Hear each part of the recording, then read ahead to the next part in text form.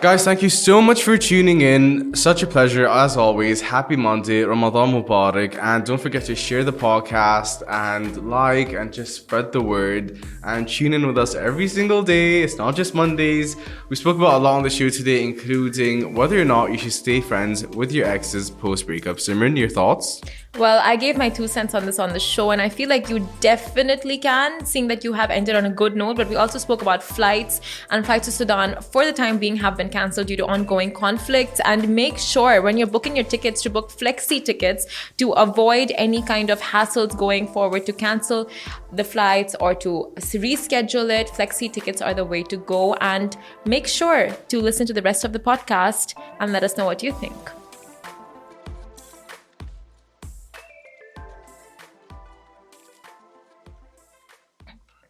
Good morning and welcome back to the Lovin Dubai show, where we take you through the top trending stories of what is happening in and around the city. I'm Simran. And I'm Shahir. Good morning, everyone, and happy Monday. And today's stories are flights to Sudan have been cancelled amid ongoing conflicts. And 16 people died in a building fire in Deira on Saturday. And floating bridge to undergo maintenance for 5 weeks starting today. And then we're going to run you through a list of Abu Dhabi restaurants that will take you on a culinary journey this Ramadan. And Emirates NBD CMO talks welcoming Emirati astronaut to space in Ramadan. And the sponsor of today's show is the Department of Culture and Tourism Abu Dhabi, telling you why Abu Dhabi is the place to be during this Ramadan. And more on this later on the show. And although the Department of Culture and Tourism is our sponsor today, the thoughts and opinions shared are Lovin Dubai's. We will get to that later on in the show. But first, I have to ask you a pressing question, Shahir. What? So, okay, let me start off by asking you, are you friends with your exes? Yes, except the last two. Except the last two? Yeah. Is it easy for you to stay friends with your exes? Yeah, I think a lot goes into it. You, A, the time after a breakup. B, do you even want to be friends with them after? And C, what foot did you leave them on, you know? Like, are you guys okay post-breakup? Yes. So I feel like if you end on a good note, there is scope for you guys to still be in each other's lives. Yes. Right? Yes, if you want that cycle still in your life. But that's up to you. That's up to you. Right. I feel like I've been hearing this so much in my friends. I was watching the show yesterday as well. And someone is just like, I can't be friends with you if you're not in a relationship. I can't be friends with you if you're not dating. I can't be friends with you if you're not my girlfriend. Like, but why? I understand that. I understand that in the sense where I don't know how to be with you other than how I used to be with you. You know, but that's something that takes time. And also, it literally comes down to, do you still want this person in your life? Because you can come out the other side stronger, the both of you, and just have something that is stronger than what it once was and healthier than what it once was. Maybe you guys weren't best fitted for a relationship, but you might be perfect as friends. Yeah, that's true. But you know what? I always think, why spoil a really good friendship over a bad relationship? You know? Yeah. So even though it doesn't work out with you guys being in a relationship, like, why not stay friends? Why not retain what you guys have, the bond that you have, you know, the history that you have? That's one situation. Now, the second situation is, it's like a random person coming to you and going like, Shahir, I can't be friends with you if we're not together, you know? Like, if we're not together, we can't be anything. And it's like, you've never dated that person. You've never done anything with that person before. So it's like, you're the one of the problems then. That doesn't make any sense. Right?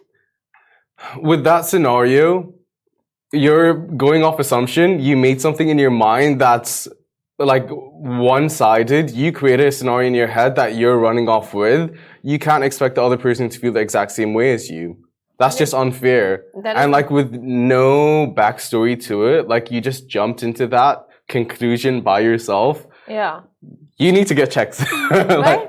But it's a norm now. It's actually a norm to say like, you know what, yourself, your well-being comes first. Put yourself first. And it's like, if that person has rejected you, you can just like put yourself out of the picture altogether. Yeah, for sure. If you've been rejected by a person and you're like, no, I can't be friends with you, I'm too emotionally invested in you, totally get it. Because then like it does come down to your well-being and you wanting mental sanity. But if you made up a whole scenario and you're infatuated with some person and you want there to be something that was never going to happen, that's on you. Guys, what do y'all think about, firstly, being friends with your exes? Secondly, people who come and tell you, What did they come and tell you? We can't be friends with you if we're not in a relationship with you. I don't agree with that. Right? Like, yeah. But I feel like there's just so much scope to be friends if you've left on a good note, if you have parted ways on a good note. Like, why? And you might need spoil time. that bond? Yeah, I think like time heals all wounds. Yes. You're gonna need time to actually get over the breakup, and then if after that you're like, you know what, I miss this person in my life, like, let's stick to being friends and see where that goes. You can try it out, and if it doesn't work, then leave it, you know? Wow, you're like a love guru, Shahir. You know what? Comes with experience. Put everything in perspective. You know, all the right Everything in answers. perspective. It comes with experience. How much experience have you I had? said that and I instantaneously regretted it. There's been heartbreaks, there's been growth, and I'm on the other side of 20s now, so everything's like falling into place up here. Wow, you've lived a long life. It really does come down to experience and like having your heart broken and you potentially breaking people's hearts, whether it's intentionally or unintentionally. But like you grow and you learn how to deal with people's emotions and how other people's emotions are related to yours, and you just take it from there. Life is all about experiencing. It's all about experiencing things. You always say you want to experience things, but you never experience things enough. Who said that? Kylie Jenner to Kendall Kylie Jenner Jenner. in season 12. That's so funny because they did the same thing with the realization. This is the year of realization. When you speak to real life stuff. Anyway, enough about the Kardashians. Let's quickly do Shahir's shout outs before we jump into our first stories. Okay, so do you want to give a shout out to Shahir? Hey, is it actual? Really? Because you're tuned in as well. Okay, let's do one to our favorite, Meg Sky High. Good aka morning, Mamta. Meg Sky High. How are you today? We have Arslan. Hey, Arslan. Thank you so much for watching.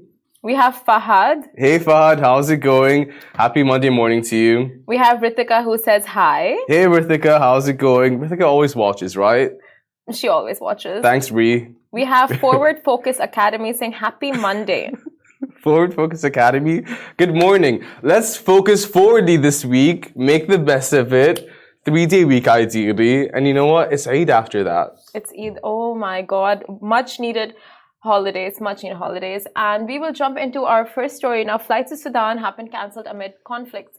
Now, airlines including Emirates, Fly Dubai and Air Arabia have cancelled their flights to Sudan starting April 15th to 17th due to the ongoing situation in the country. And now, according to spokespersons of these airlines, Emirates and Fly Dubai have cancelled their flights to Khartoum, while Air Arabia has suspended all flights to Sudan until further notice. So passengers who were scheduled to travel during the period should contact their travel agents or the respective airlines for rebooking options. Fly Dubai also stated that they will continue to monitor the situation closely and regret any inconveniences caused to their passengers.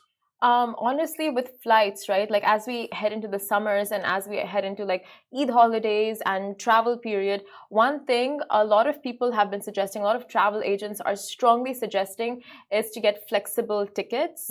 So you can easily, just cancel or you can change the dates or reschedule, whatever it is. Because if we know anything about during the pandemic, it's so everything is so uncertain, right? Yeah. Especially with travel. And it's still ongoing with conflicts and then COVID cases rising in certain countries. You just want to make sure that the money you spend on your tickets is not just gone.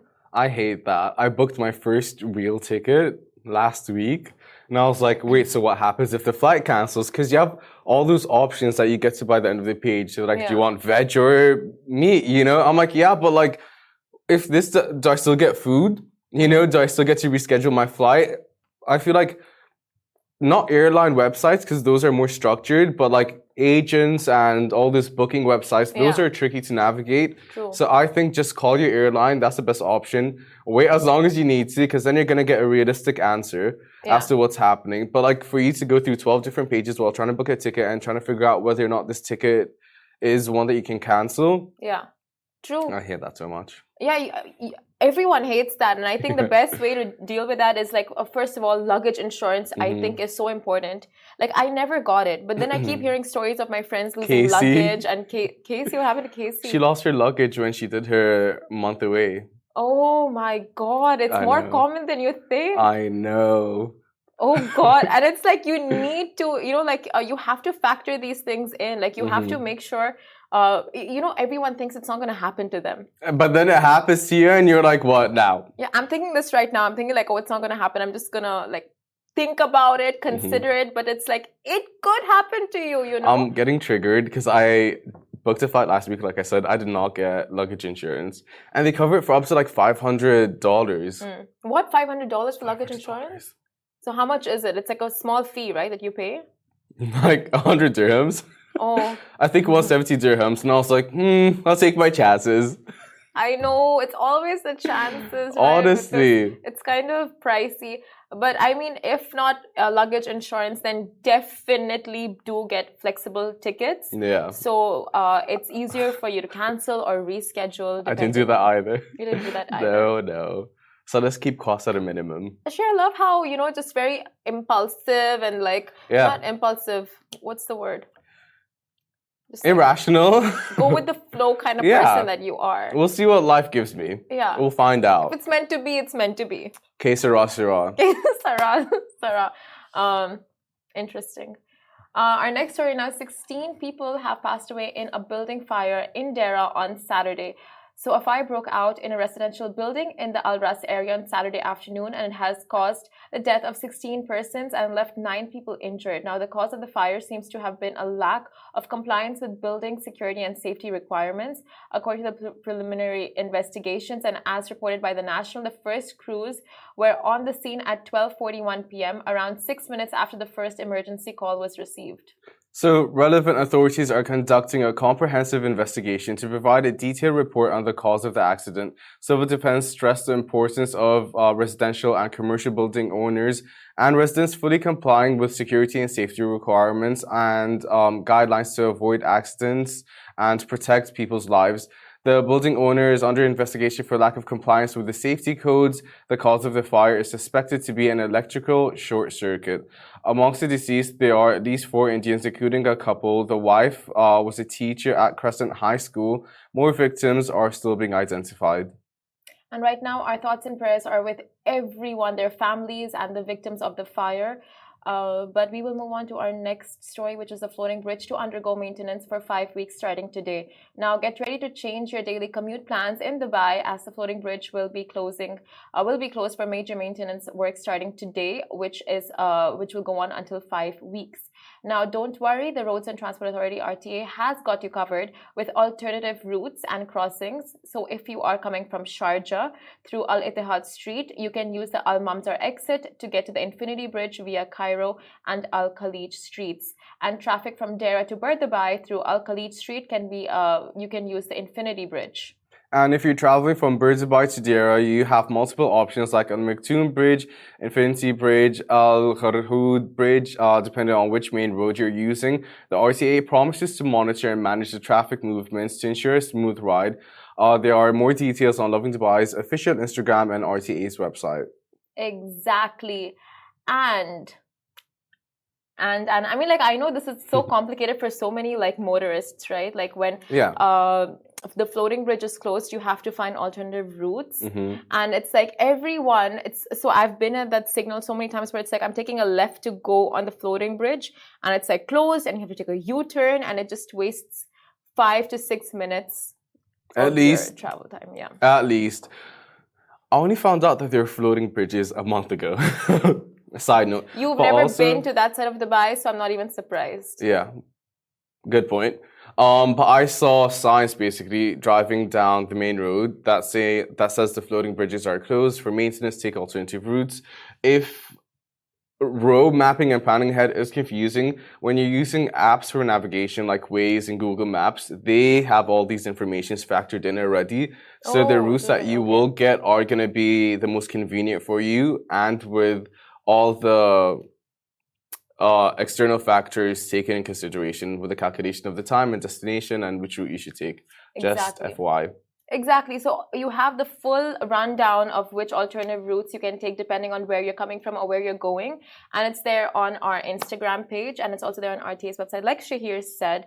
And we will jump into our next story. So Abu Dhabi restaurants are about to take you on a culinary journey this Ramadan. So Ramadan is a month of blessing and making memories with loved ones. And there's no better way to celebrate the special time than breaking your fast with the people you love most. And Abu Dhabi has something truly exceptional in store this year. The newly awarded Michelin star restaurants are serving up delicious iftar menus, and a visit to the must-see iftar tents at Emirates Palace is an absolute must. Definitely, and don't miss the chance to experience the best iftars in Abu Dhabi, including those at Hakkasan, Telia, 99 Sushi Bar, Koya, LMP, Le Beirut, Ramadan at Oasis Tent Park, Abu Dhabi, and Ramadan at Sadiyat.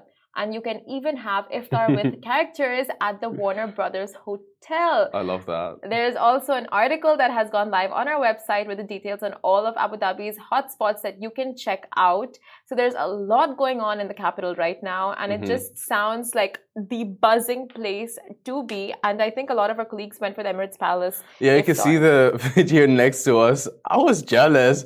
I'm like, where's my invite? And like Haksan, especially like the dishes, art.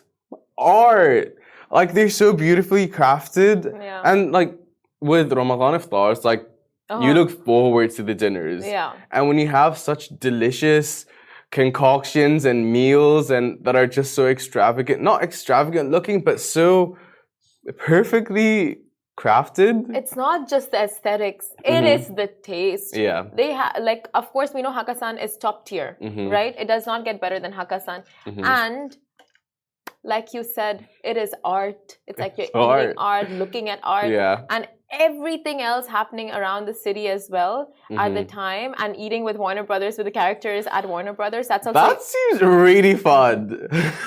You know, we did this like when we were very young. I don't know where we went, but we were eating with a bunch of like cartoon characters, and it's just the most exciting thing for kids. Yeah, it really is. And adults, I would enjoy it. I really would. I can just imagine Shahir like poking all the characters, like pulling them. What character would you have? Like Scooby-Doo. I'm like, these are Scooby snacks. It's Michelin star, but here you go, Scooby. What character would you have dinner with? Like any cartoon character? Yeah. That's a tough one. I think Scooby for me. Scooby. I'll just go with Scooby as well. I can't think of anyone else right now. Or like Hagrid from Harry Potter. If you can't finish it, he will. You know? Oh, for sure. If it had to be from Harry Potter, it would be Dhabi. Yeah, Dhabi needs it. I love Dhabi. But yeah, definitely Scooby-Doo for me. Scooby-Doo. I used to be obsessed with Scooby-Doo growing up. But yeah, these kids don't need to just dream it. They can be living it. They can actually live it. Head down to the capital, Warner Brothers, and they can just, There's a lot. We have an article on our website. It's live now. These 14 different restaurants that are places you definitely need to check out. Like all the pictures, they're mesmerizing. Like honestly, if you're having a hard time figuring out what you want to do for dinner, it's so worth it. And even if you're living in Dubai, it's a 45-minute road trip. And then you have this amazing dining experience. Like, what more could you ask for? No, exactly. I was saying the same thing. Like, it's like a mini road trip paired with like a good experience afterwards. And that too, like a lot of these activities and iftars are so interactive. Unlike, the ones that you normally go to where you just sit down, eat, and then head home. It's like you're making a full day out of it. Yeah. So it makes it all that much more interesting and memorable, exactly. for the family and friends as well. Who says you have to go with And for kids growing up, like, just having those memories to tie to Ramadan and AAT, like what more could one want, honestly, growing up? Exactly. But you guys stay tuned because right after a very, very short break, Emirates NBD CMO talks welcoming Emirati astronaut to space this Ramadan. Welcome back to the Lovin Dubai show. Emirates NBD has just launched an Out of This World campaign in which they want you to help greet Emirati astronaut Sultan Al Nayadi as he celebrates Ramadan in space. Here to tell us more about it, we're joined by Moad Bukash, Chief Marketing Officer at Emirates NBD. Firstly, congratulations on what we truly think is one of the most beautiful, touching Ramadan videos this year. Can you tell us how the idea of the campaign came about? Sure. And first, let me say thank you for having me and for hosting us. It's always great to be a part of the Lovin Dubai and the larger Dubai community. Thank you so much. I think the sort of idea came as a combination of a few things. One, obviously, we recognize that Ramadan is a time for togetherness. It's a time for unity. It's a time for families to get together and sort of the society to connect on perhaps a deeper level than you normally would throughout the year.